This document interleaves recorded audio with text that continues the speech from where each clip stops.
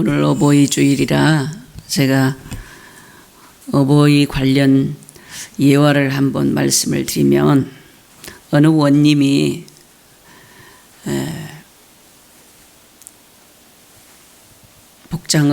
원님 복장을 안 하고 사복을 입고 밤에 민행을 나갔어요. 근데 어느 집 앞에 가니까 그 어떤 아들이 어머니에게 이렇게 말을 하면서 밥을 떠넣어주더라는 거예요. 어머니, 입을 벌리세요. 이제는 생선을 넣어드립니다. 어머니, 지금은 어떤 나물 반찬을 넣어드립니다.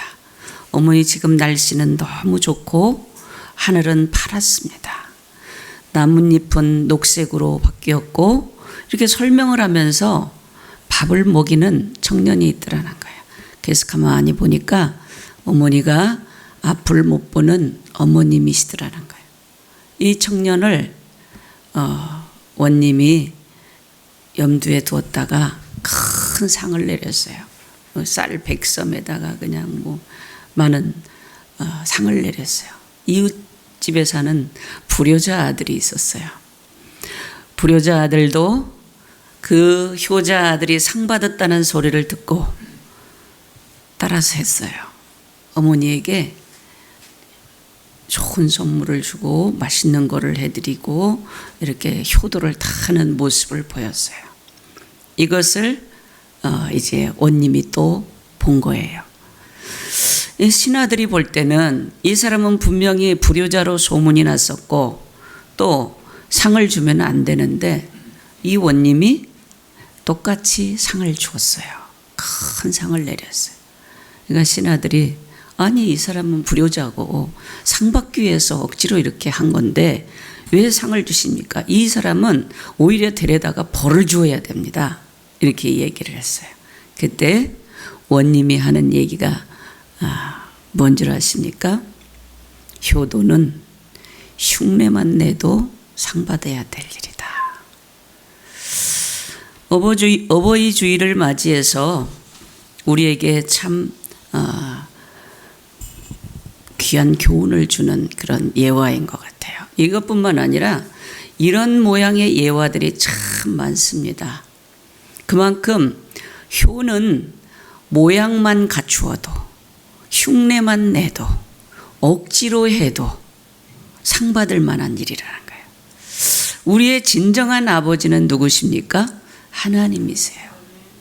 과연 우리는 하나님 앞에 인생을 살면서 하나님으로부터 생명을 얻고 하나님으로부터 모든 생사화복의 복을 받고 있는데, 하나님께 과연 우리는 얼마나 효도를 하면서 사는지 생각해 봐야 될 그런 주일이 아닌가, 이렇게 생각을 합니다. 오늘 본문은 효하고는 상관이 없는 것 같지만 사실은 하나님을 사랑하고 하나님을 공경하고 하나님의 말씀에 순종하는 한 사람, 그리고 하나님을 거역하고 하나님을 배반하고 하나님을 믿는 사람을 죽이기까지 하는 다수의 사람들의 이야기가 기록되어 있어요. 오늘 본문에는 스데반이라는 사람이 나옵니다. 또 사울이라는 사람이 나오고 유대 종교 지도자들이 등장을 하고 있습니다. 이 스데반이라는 사람은 사도행전 2장에 우리가 지난 시간에도 말씀을 나눴습니다마는 오순절 성령 강림 사건 이후에 교회가 이제 부흥하고 성장하면서 가난한 자들을 돕게 하기 위해서 7 집사를 뽑았습니다. 그 중에 한 사람이 스데반이에요. 이 스데반이 이제 예수님이 부활하셨다, 예수님은 하나님의 아들이다, 예수님을 믿으면 구원받을 수 있다고 선포를 하는 거예요. 복음을 전하고 있어요.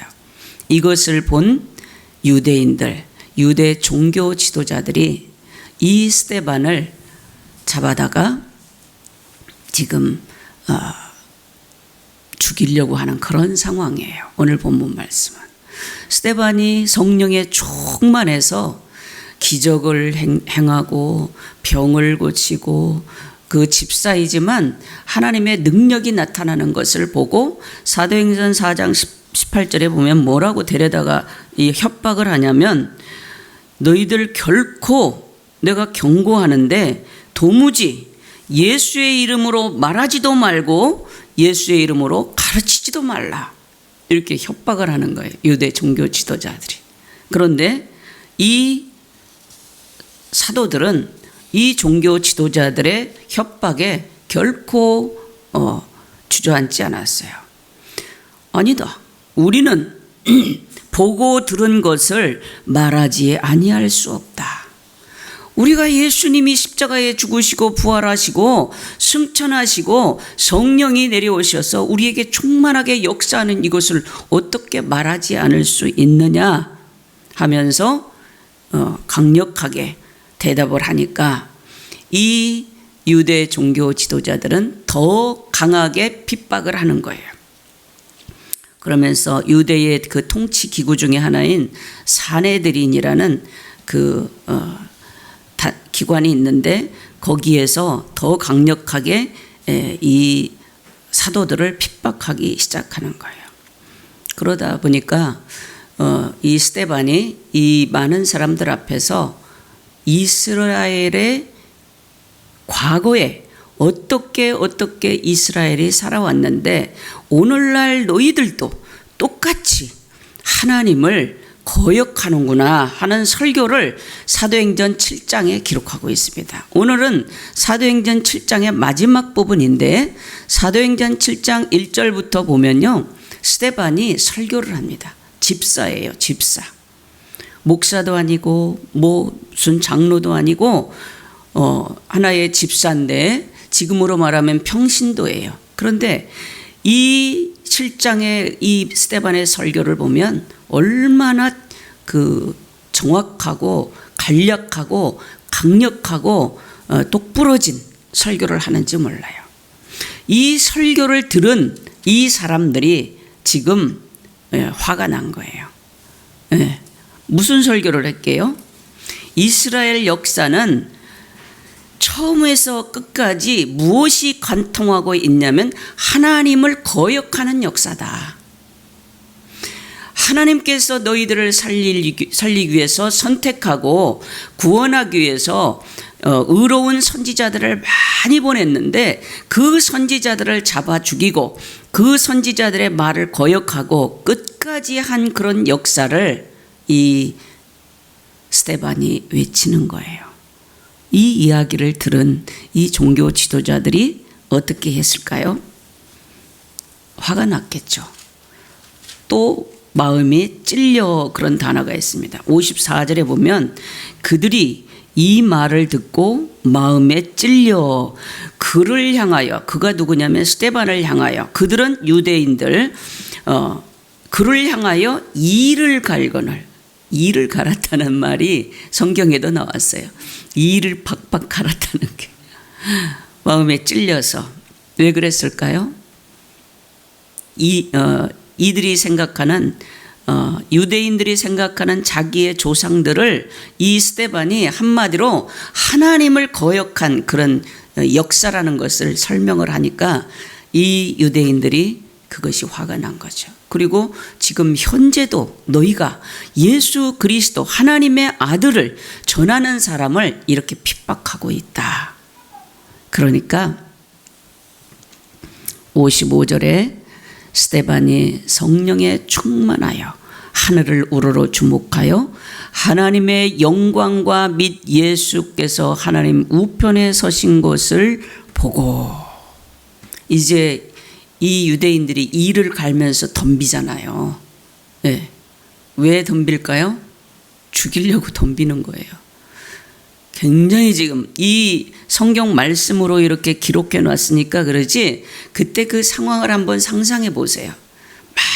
많은 다수의 사람들이 단 한 사람 이 스데반을 향해서 지금 이를 갈면서 덤비고, 이 사람을 잡기 위해서 많은 증인들을 갖다가 세우고, 결국은 58절에 보면은 돌로 성 밖으로 끌어내서 돌로 쳤다. 당시에 이스라엘 백성들은 사람을 죽이려면 이 예루살렘 성 안에서 안 죽입니다. 왜냐하면 예루살렘 성은 거룩한 성이라고 생각을 하는 거예요. 이들에게도 거룩이라는 그 개념이 있나 봐요. 근데 이들이 생각하는 거룩은 그게 거룩이 아니지. 예. 하나의 자기들이 만든 율법이 만든 그런 거룩, 인간적인 거룩이. 진심으로 거룩한 거는 뭐냐? 하나님을 섬기고 공경하는 게 거룩이거든요. 그런데 이 스데반 이 한 사람을 죽이기 위해서 많은 증인들을 지금 세우고 그 사람을 끌어다가 성 밖에 내치고, 내 동댕이 쳤다는 얘기예요. 내치고 증인들이 옷을 벗어서, 여기서 사울이 나타납니다. 사울이라는 청년이 나타나요. 이 사울 앞에 옷을 벗어서 갖다 놓고 스데반을 돌로 다 던져서 죽이는 거예요. 어마어마한 사건이 지금 발생하고 있습니다. 다수의 그 어리석은 그 다수의 모임에 의해서 한 사람의 지혜로운 사람이, 한 사람의 믿음의 사람이 지금 죽어가는 상황이 벌어지고 있는 거예요. 그런데 여기서 중요한 것은 스데반이 성령에 충만해서 하늘을 우러러 보니까, 네, 어떻게 됐다고 했어요? 하늘이, 하나님의 영광이 보이고 예수님이 하나님의 우편에 딱 앉아 있는 것이 눈에 보이는 거예요. 그리고 56절에 보면 말하되 보라 하늘이 열리고 인자가 하나님 우편에 서신 것을 보노라. 지금 스데반은 많은 사람들이 자기를 죽이려고 하는데도 하나님을 바라보는 거예요. 하늘을 바라보고 하늘이 열린 것을 보고 하나님의 영광을 바라보고 하나님 우편에 부활하셔서 올라가신 예수님이 계신 것을 지금 현재 눈으로 목도하는 거예요. 자기를 죽이려고 하는 사람들을 쳐다보지 않고 상황을 바라보지 않고 무서워하지 않고 담대하게 이 시선을 어디에 주목하고 있냐면 하늘에, 하나님께, 예수님께 주목하고 있는 스데반의 모습을 볼 수가 있습니다. 여러분, 우리 그리스도인의 특권은 뭐냐면 성령 충만하면 하나님의 영광을 볼 수 있다는 게 특권이에요. 누구도 하나님의 영광을 볼 수가 없습니다. 하나님의 특권, 믿는 사람의 특권은 성령이 충만할 때 하나님의 영광을 볼 수가 있어요. 영안이 열리게 되고 영적인 귀가 열리게 되고 영적인 마음이 열리게 되는 거예요. 하나님의 영광을 보는 거예요. 예수님을 볼 수가 있는 거예요. 물론 이것은 상징적인 것이 아닙니다. 상징적인가? 실제예요, 실제. 지금 스데반이 하나님의 영광을 보고 예수님을 보았다는 이 사건이 상징적으로 기록된 게 아니고 실제로 그렇게 보았다는 거예요. 그걸 보는 스데반이 뭐가 두렵겠습니까? 죽음을 이긴 거예요. 죽음을 이길 수가 있었어요. 죽음을 이기고 두려움이 없이 담대하게 그들 앞에 오히려 복음을 전하는 그런 모습을 보여주고 있습니다. 이와 반대로 오늘 이 본문에서 우리가 발견할 수 있는 역설들이 있어요. 당시에 이 사내들인이나 종교 지도자들은 정치와 종교, 사회의 지도층이에요. 다시 말하면 오늘날 지도자들입니다. 그런데 이 스데반 집사에게 임한 성령님의 임재를 구분하지 못하는 거예요. 스데반에게 지금 성령이 임해서 하나님의 영광이 보이는 것을 그들은 보지 못하고 있는 거예요. 그러니까 한마디로 지도자가 아니라는 거예요. 진정한 지도자는 그걸 볼 수 있어야 돼요. 여러분, 교회에서도요, 진정한 지도자는 영적인 눈으로 이분의 영혼의 소중함과 이 영혼에 대한 하나님의 섭리를 볼 수 있어야 돼요. 겉모습만 봐서는 안 돼. 아유, 이 사람 훌륭해 보여. 이 사람은 아주 부족해 보여. 이 사람은 공부를 많이 한 것 같아. 이 사람은 아주 무지한 것 같아. 이 사람은 도움이 되는 것 같아. 안 되는 것 같아. 이런 거 안 봅니다. 뭘 봐요? 하나님께서 주신 영적인 눈을 가지고 하나님의 영광을 보고 하나님의 섭리를 보고 그 안에 계시는 성령의 역사를 보는 게 바로 올바른 지도자예요. 근데 그 당시에 그 사회적 지도자들은 그런 안목이 없고 그런 분별력도 없고 그런 능력도 없었어요. 지도자가 아니에요. 스데반만 또 일개 평신도 집사님만 또 못한 그런 존재들이 했어요. 또 여기에 나오는 증인들이 있습니다. 증인들 몇 절에 나왔냐면 58절 성 밖으로 내치고 돌로 칠세 증인들이 그렇죠. 증인들이 옷을 벗어 사울이라는 청년의 발 앞에 두니라.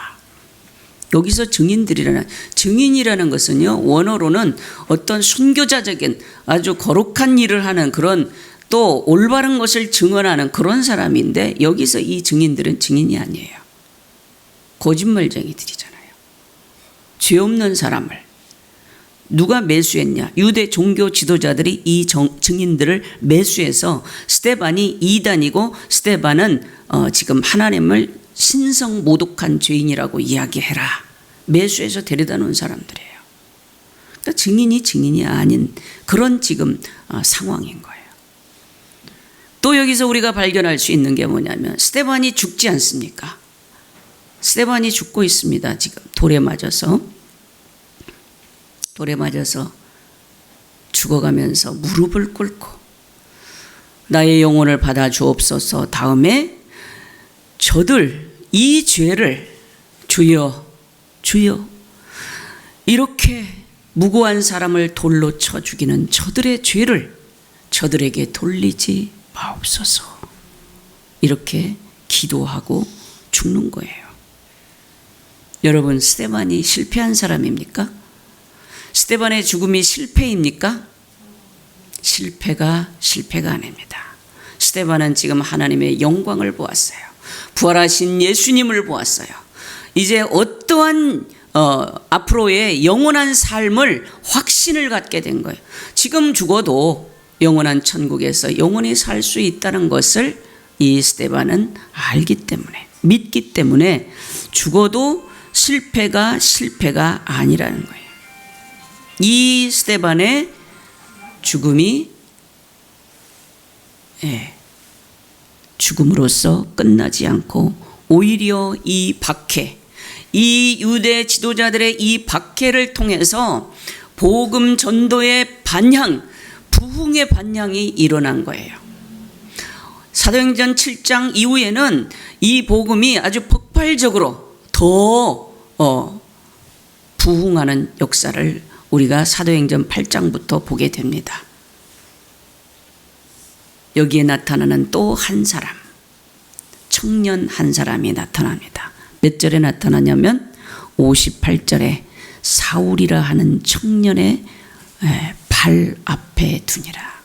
사울이 누구냐면 여기서 사울이라는 사람이 처음 나타나요. 이 사울은 지금 이렇게 예수 믿는 사람을 잡아 죽이는 그런 일을 맡은 사람이에요. 근데 이 사울이 스데반의 죽음 앞에서 구경꾼으로 서 있습니다.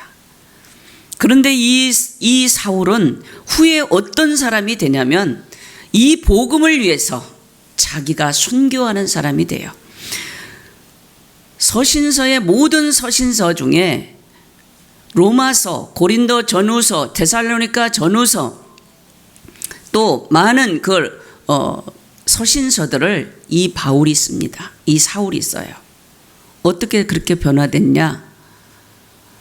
예수 믿는 사람을 잡아 죽이려고 다메섹 도상의 공문을 가지고 넘어가는데 그때 하늘에서 빛이 비춥니다. 소리가 들립니다. 사울아 사울아 네가 어찌하여 나를 핍박하느냐. 이때 사울이 예수님을 만나요. 그리고 그 예수님 앞에 꼬꾸라지고 3일간 눈이 멉니다.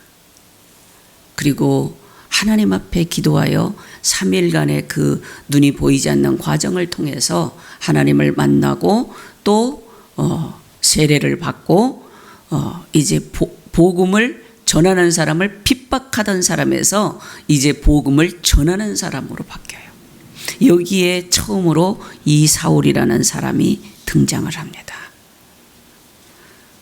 여러분, 오늘 우리는 이 말씀을 통해서 다수의 옳지 않은 사람과 옳은 집사님, 소수의 창조적 소수 한 사람의 그 모습을 비교해서 살펴볼 필요성이 있습니다.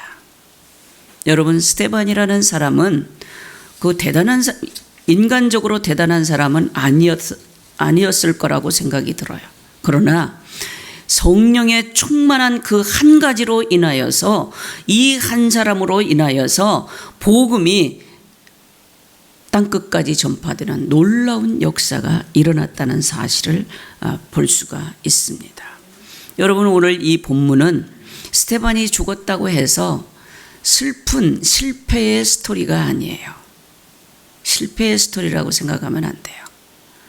예수님의 복음을 전하고 이 복음 전하는 스데반의 이 사건을 통해서 오히려 큰 복음 부흥의 역사가 일어나는 부흥 스토리라는 것을 우리가 알 수 있어야 되는 것입니다. 여기 오늘 본문에서 두 가지 제가 전해드리고 싶은 말씀은 이 스데반은 죽음에 대한 공포를 극복했다는 사실이에요. 55절에 나타납니다. 스데반이 성령 충만하여 하늘을 우러러 주목하여 하나님의 영광과 및 예수께서 하나님 우편에 서신 것을 보고, 이 사람이 주목했던 것은 하늘이고 하나님의 영광이고 예수님이었다는 거예요. 죽음을 초월했어요. 인간에게 가장 두려운 게 뭐냐면 죽음입니다. 죽음은 한계, 인간의 한계입니다. 이미 거기서 끝나는 거고 낭떠러진 것이고 인생의 벼랑이고 더 이상 그 죽음을 초월할 수 있는 사람은 없어요. 그렇기 때문에 모든 사람들은 죽음을 두려워합니다. 그렇죠? 그런데 이 죽음을 순교로 극복하는 이 스데반의 모습을 우리는 볼 수가 있습니다. 이 한 사람을 통해서 많은 사람들이 복음을 믿게 되는 그 역사가 일어났어요. 여러분 가정에서 여러분 한 분을 통해서, 여러분의 창조적인 한 분을 통해서 온 가정이 구원받고 이웃이 구원받고 지역이 구원받는 역사가 나타나시기를 축원합니다. 여러분 한 사람은 굉장히 소중한 분들이에요. 여러분이 성령이 충만하면 스데반보다 더 강력한 역사가 나타날 수가 있어요. 여러분이 성령이 충만하면 자녀들과 이웃과 지역 사회뿐만 아니라 세계에 복음을 전하는 선교가 일어날 수가 있다는 거예요. 여기 스데반의 사건에서 또 한 가지 말씀드릴 필요가 있는 건 뭐냐면, 인간의 죄악, 근본적인 죄악의 본성을 극복하고 있는 모습을 볼 수 있습니다. 여러분, 지금 스데반이 자기를 욕하고 저주하고 거짓말로 죽이려고 하고 내쳐서 심지어 돌로 쳐서 죽이는 그들을 향해서 어떤 마음이 들었을까요? 여러분은 어떤 마음이 드실 것 같아요? 여러분에게 조금만 손해를 끼쳐도 못 견디잖아요. 그죠?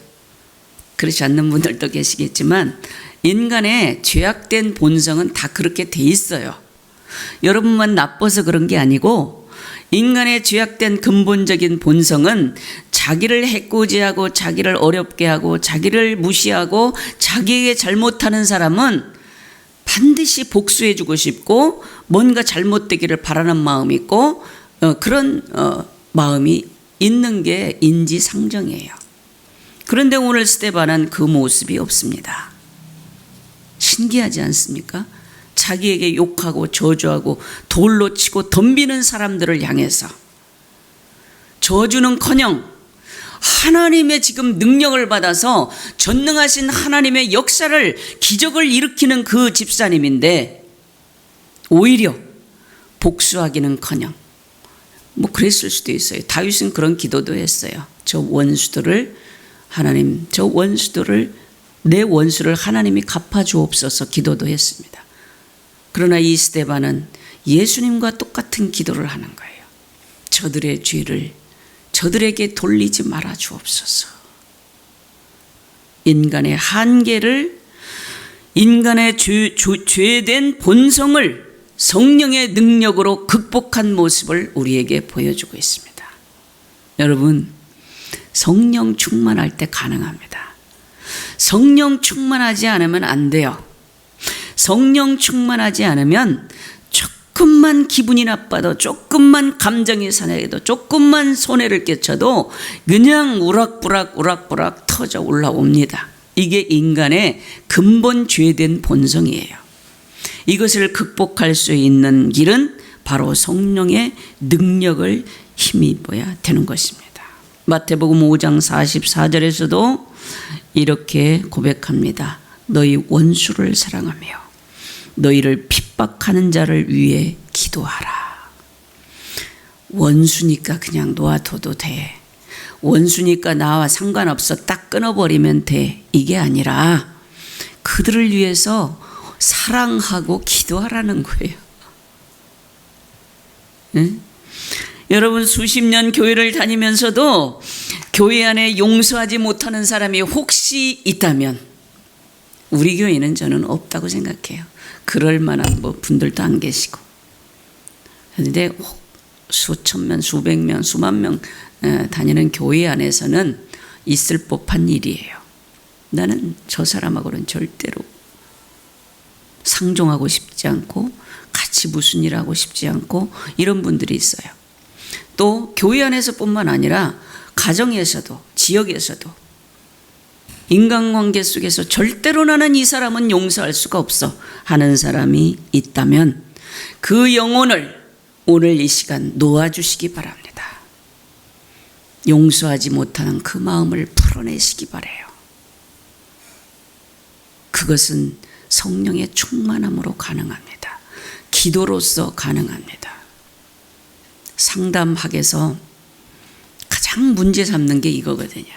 사람이 상처를 받고 그 어떤 어려서부터 받아온 그 트라우마, 이걸 치료하기 위해서 가장 먼저 하는 작업이 뭐냐면 용서하는 작업이에요. 용서하는 훈련을 합니다. 거기서는. 기독교에서는 훈련 같은 거 안 합니다. 그런 훈련하지 않아요. 상담학, 인본주의적인 상담학에서는 이 훈련을 말로 연습해요. 내가 너를 사랑해. 내가 홍길동 너한테 이렇게 아픔을 당했는데 내가 너를 용서한다.